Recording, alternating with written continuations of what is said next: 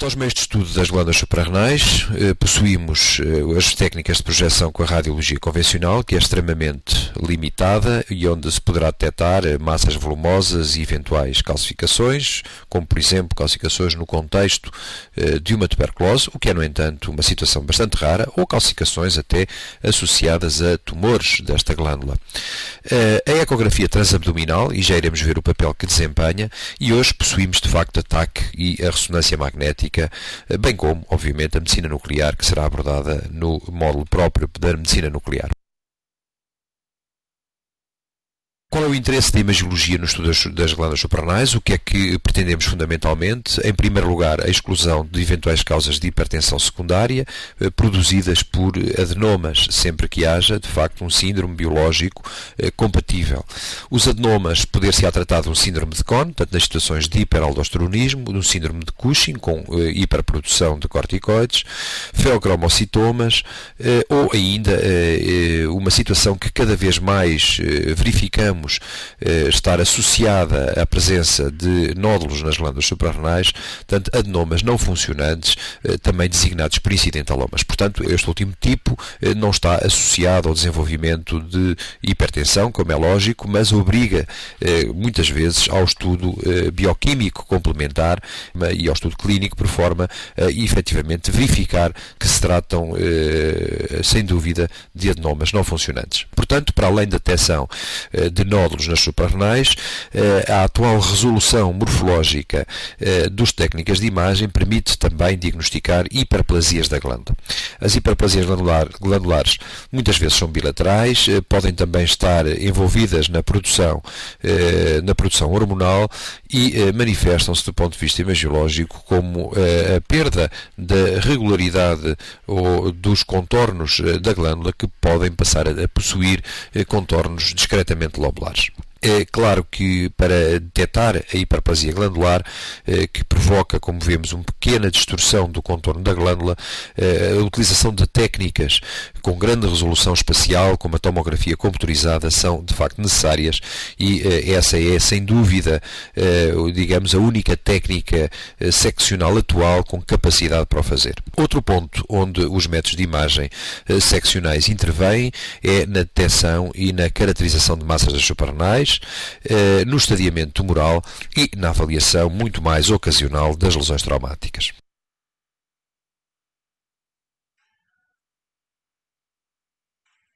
Começando pela ecografia transabdominal,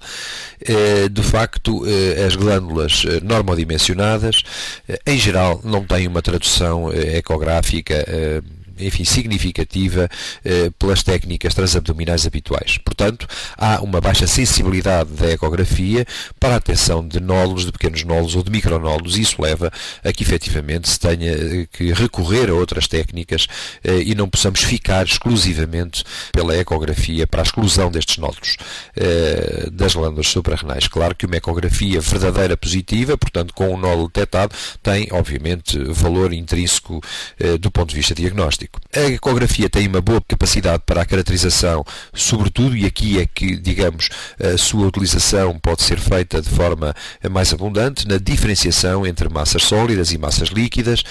nomeadamente, portanto, na diferenciação entre o quisto simples da glândula suprarrenal e uma massa sólida, seja um adenoma ou uma massa de outra origem. A vantagem disto prende-se também com o facto de muitos adenomas possuírem uma densidade radiológica muito baixa, nomeadamente em tomografia computadorizada, devido à existência de componentes adiposos. E isso pode, de alguma forma, mascarar a sua verdadeira natureza sólida, já que as densidades internas que se obtêm por densitometria podem cair dentro da gama líquida ou mesmo negativa.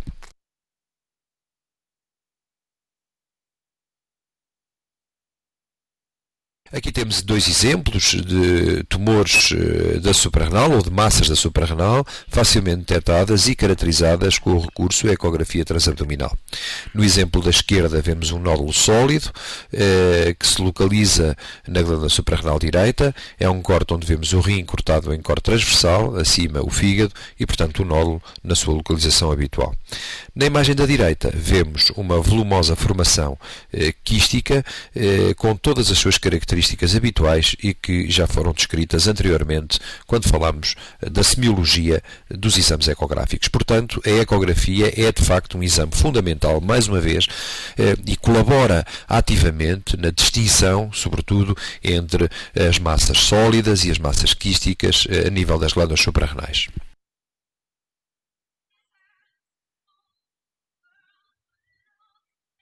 Tal como tivemos a dizer, para um adequado estudo das glândulas suprarrenais, há que lançar mão de técnicas que possuam uma elevada resolução anatómica e essa técnica é de facto hoje dada pela tomografia computurizada, uma vez que as glândulas suprarrenais são envolvidas pelo seu ambiente adiposo e por isso podem ser facilmente reconhecidas com o recurso a esta técnica. A glândula suprarrenal direita tem uma morfologia em V, com os seus braços interno e braço externo. A glândula suprarrenal esquerda tem uma posição ligeiramente mais baixa, é mais pré-renal do que propriamente suprarrenal, comparativamente, portanto, à glândula suprarrenal direita. A localização, portanto, esperada, situa-se atrás da veia cava inferior e próximo do pilar do diafragma à direita e é imediatamente atrás do confluente esplenoportal, da veia esplénica e do pilar esquerdo do diafragma. É fundamental a utilização de cortes finos em tomografia computurizada, muitas vezes com um campo de reconstrução apropriado, portanto, utilizando técnicas que, de alguma forma, maximizem a capacidade de detecção lesional.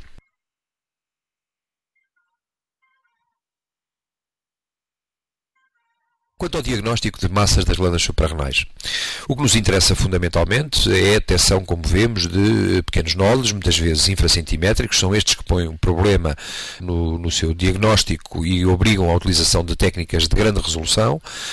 podendo, obviamente, efetuar-se a sua caracterização através da medição da densidade, portanto, se é sólida, se é líquida ou se é adiposa, e convirá lembrar também que há alguns tumores adiposos da glândula suprarrenal no qual não é necessário efetuar qualquer ação terapêutica em particular, nomeadamente cirúrgica, se designam por mielolipomas e, portanto, são tumores benignos que não necessitam de qualquer intervenção do ponto de vista terapêutico. Portanto, convirá, obviamente, também caracterizá-las adequadamente. Quanto à densidade, refiro apenas o problema que se coloca em alguns adenomas que contêm, como se sabe, a gordura típica da constituição da própria glândula suprarrenal e que, por isso, podem simular ataque, de facto, estruturas inclusivamente líquidas e nódulos líquidos. É por isso fundamental injetar contraste intravenoso para se poder demonstrar a existência de realce, o que sucede nos nódulos sólidos, contrariamente à sua inexistência quando se tratam, obviamente, de formações quísticas.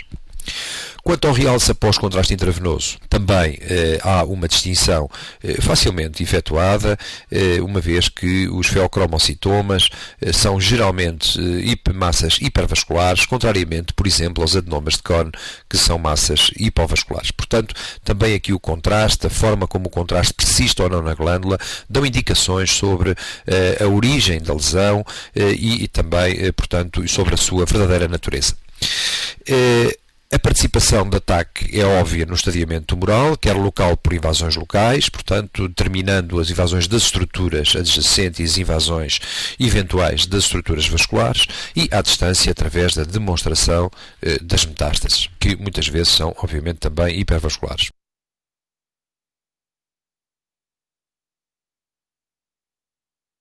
Aqui temos então um exemplo de glândulas suprarrenais, em que na imagem da esquerda vemos uma glândula suprarrenal esquerda de aspecto normal, portanto com o corpo, com o seu braço interno e o braço externo, portanto a localização típica e o ambiente adiposo que tenho vindo a descrever. À direita, por exemplo, vemos que o corpo da glândula suprarrenal é de facto já um pouco abaulado e que não é retilíneo, o que pressupõe a existência de um pequeno micronódulo. Na imagem da direita vemos também um corpo da suprarrenal agora um pouco mais globoso que o exemplo anterior, mantendo-se o contorno, no entanto, praticamente retilíneo e, portanto, neste caso, não sendo possível afirmar adequadamente a existência de um nódulo. Por isso, é este tipo de resolução que hoje se consegue obter com tomografia computurizada, um método fundamental para a demonstração de micronódulos.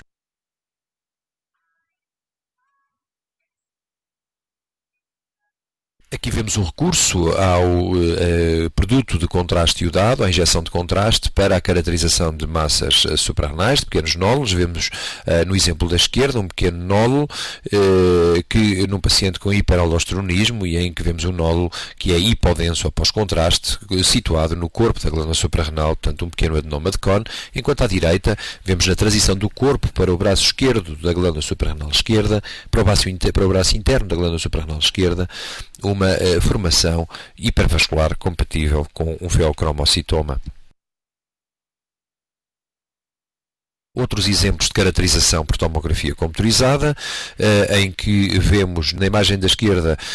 uma massa com uma componente sólida, mas com uma componente adiposa muito importante, mostrando calcificações, portanto, num exemplo de uma caracterização inequívoca desta lesão por tomografia computurizada como um mielolipoma. Portanto, uma situação em que existe uma massa sólida, detectada ecograficamente, ecogénica, mas em que a TAC facilmente faz o diagnóstico, mostrando que não é necessária qualquer outro tipo de intervenção terapêutica. À direita, um exemplo de calcificações das glândulas suprarrenais bilaterais num contexto de uma insuficiência suprarrenal pós-tuberculose.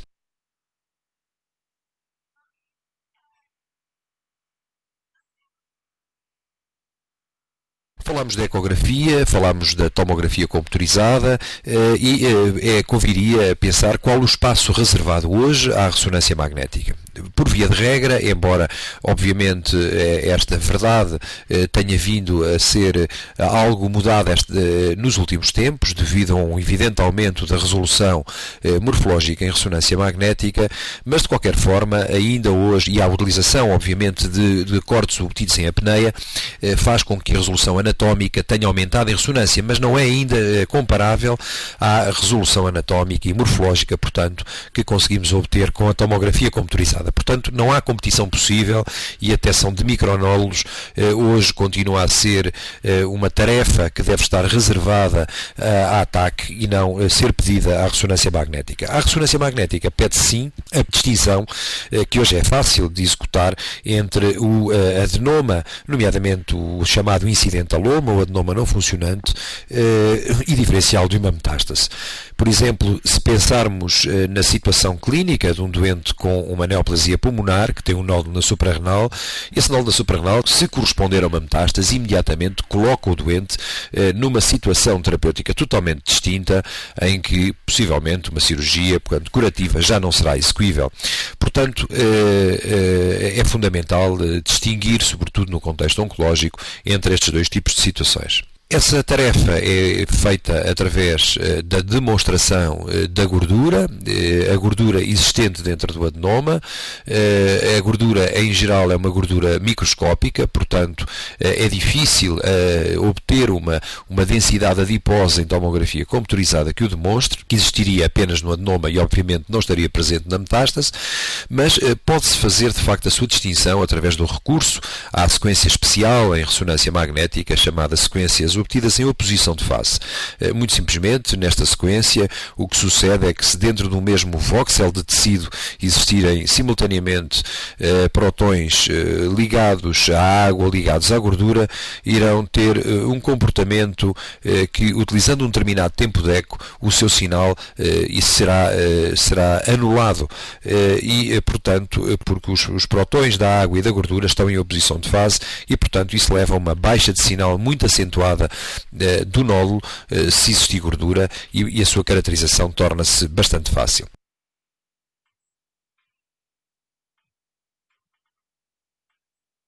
Aqui temos então o exemplo de uma massa conhecida do nódulo conhecido da glândula suprarrenal direita. Portanto, este estudo era um estudo já secundário, um estudo de segunda linha em relação ao nódulo que já se conhecia da glândula suprarrenal direita. E aqui temos a imagem obtida em fase e em oposição de fase. Como vemos, na imagem da direita, o nódulo baixa muito o seu sinal, torna-se muito hipointenso, muito mais hipointenso, por exemplo, que a imagem do baço. Isto é típico dos adenomas que contêm gordura microscópica e, portanto, permite a caracterização simples, sem necessidade de recorrer a qualquer biópsia confirmativa.